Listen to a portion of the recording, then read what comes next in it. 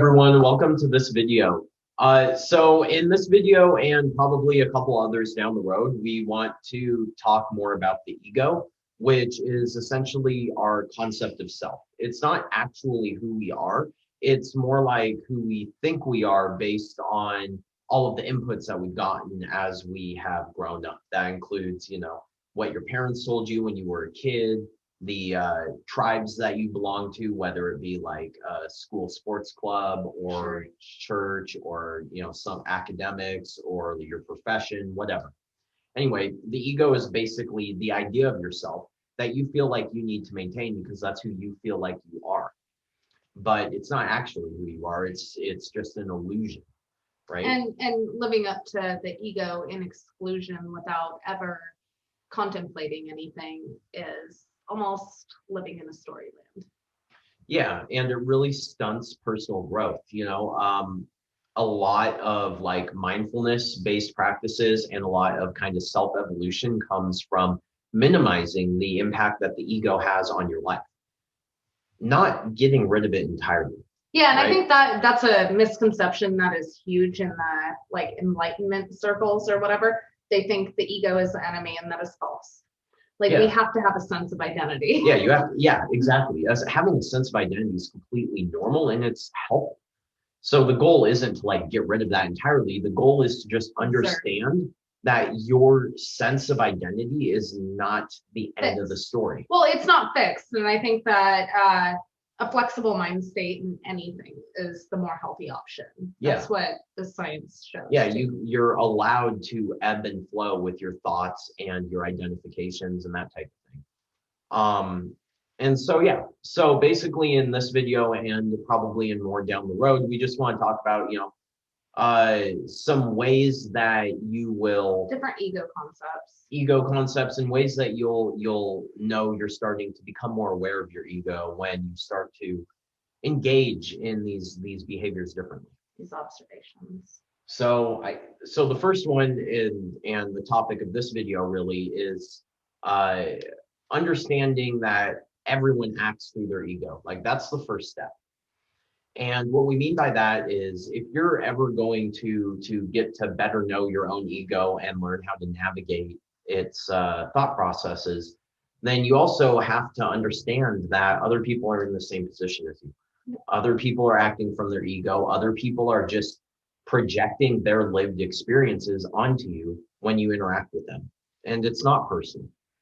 That's the hardest thing to come to terms with in life too, is that when people do like behaviors, it's nothing about you. Because we take offense, like that is what offense is. It's because we're taking people's actions personally. Yeah. Right?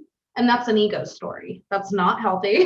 You need to be able to separate yourself from their behaviors and their actions moving through the world.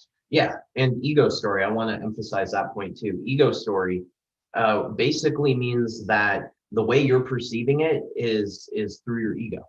It's the story that your ego is telling you because your ego feels threatened by whatever's happening in this interaction. And if you're ever going to overcome it, you need to recognize that whenever you interact with other people, you're always going to have these ego stories pop up. It's normal, it's expected, but you don't need to listen to them, right? So if someone is, let's use bluntness, like if someone's just being very blunt and direct to you and you're like, God, these people are so rude, I can't stand it. That's an ego story.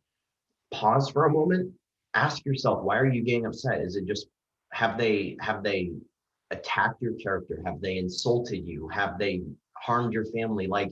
Have they actually done anything? And if you can objectively just say, well, they're talking rudely to me. Well, why is it rude? What makes you think it's rude? Yeah, just perspective shift. Perspective shift and recognize that maybe that's just how they communicate. You don't need to listen to those ego stories.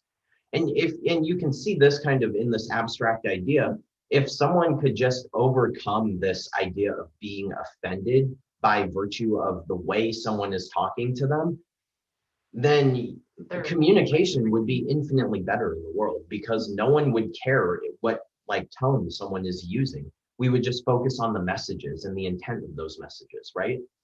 And I mean, I'm sure many of you who get upset over the way people talk, if everyone talked the way you wanted, wouldn't you agree that like it would just be a much better world? Okay, well now replace the way you wanted with just stop caring. Like just stop listening to your ego story. Same outcome.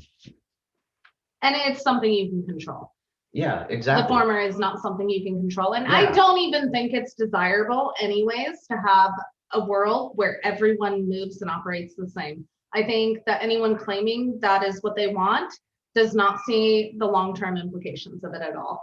Yeah, I agree. Like there is no growth Yep. in a world like that. Like we grow when we see something in someone else that we do not like or that we like. Like, Yeah. And that has to foster like differences across the. Yeah. And so this goes back to a previous video we did on the locus of control, where we emphasize that the only control you have is over yourself. And so you'll notice as we're talking about working with your ego to be your best self involves exclusively actions on your part. It does not involve anyone else because you cannot control other people. All you can do is control your own thoughts, perceptions, and actions.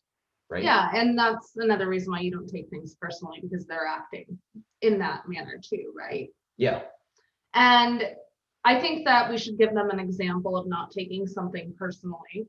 I think that a lot of people have people in their life, like say you have cousins that end up cheating on each other all the time, like a couple, right?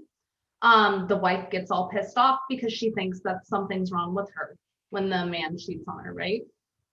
In an ideal world, she would look at it as more, no, that is him trying to use coping mechanisms to make himself feel better, right? It has nothing to do with me. I will not put up with this behavior, so I will extract myself from this.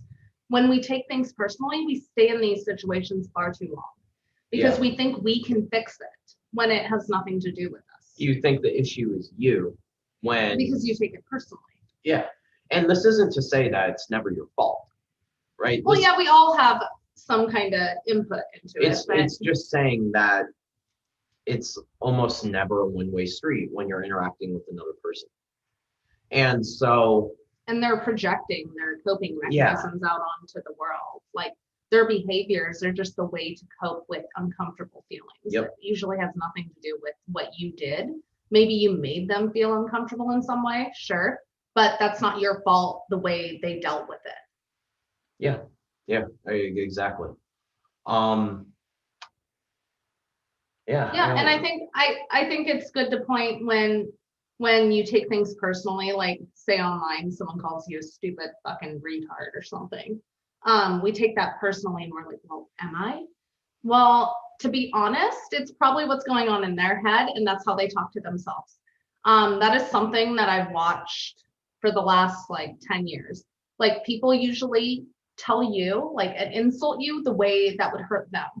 Yeah. And I have a great example. And it also, it's telling because when people talk to you in certain ways, it reveals more about themselves than it does to you. I had a perfect example. I had a interaction on Twitter where I basically pointed out that someone was misspeaking and they were using really bad terms. This person was a woman. And instead of just being like, oh, you're right, I'm misusing these terms and saying things I didn't mean, she just doubled down and instead called me a sexist, misogynistic, anti-science, anti-COVID, like all of these different insults. And it's like, well, wow. That would be insulting to her. Those are the worst insults to her. Yeah. And so she just projects them out onto other people, like him in this case, thinking that it was going to hurt him. But we don't identify with those things because we aren't those things. No. And so it doesn't hurt us, but it tells us a lot about that person. Yeah. And so instead, it was just like, wow, that's how you think. Internal shame right and there. Yeah, that's very telling. So just keep that in mind, right? Your ego doesn't need to take offense to things and you can really start to overcome this when you start to just look at situations differently. Realize that people are just acting out of their own egos, their own traumas, their own history, and it's not personal. So that's it. Awesome. All right. Well, if you like the content of this video, then great. That's what we're trying to do. give the video a like. Please share it with someone who you think would enjoy this message. And if you haven't already, subscribe to our YouTube channel. Thanks, everyone.